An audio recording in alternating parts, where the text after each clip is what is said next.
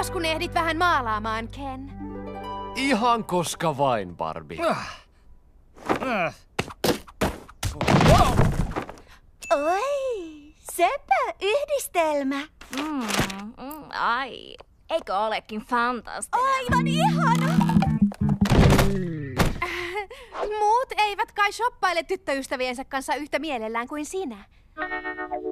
Kerran meillä oli tämä 36 tunnin shoppailumaratoni. Liika ulkona syöminen alkaa syödä miestä. Voisin remontoida sovituskopin. Tehdä siitä oman odotushuoneen miehille. Loistavaa! Hommiin siis! Tervetuloa Puotiin. Meille on juuri saapunut uusia... Mitä tuolla tapahtuu? Joo, ja sitten on tämmöinen hodari vielä. Tosi hieno potti. Paakkeetsa heistokappia. Tyypit, syömäkilpailun alkuun 5 minuuttia. Vau, Ken. Teitpä sinä siitä miesmäisen. Tervetuloa Kenin koloon. Eikö tämä vaan häiritse? Ei tietenkään. Grillikylkeä. Tosi hyvä. Jatketaan toista. No, Ryan, mitäs pidät? Mahtavaa! Barbie on Nero. Ei, kun minä tämän kyllä keksin.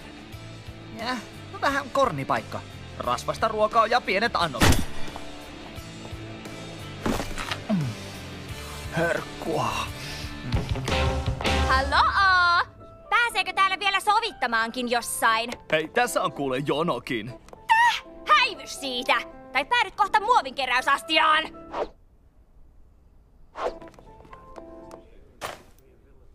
Valmis.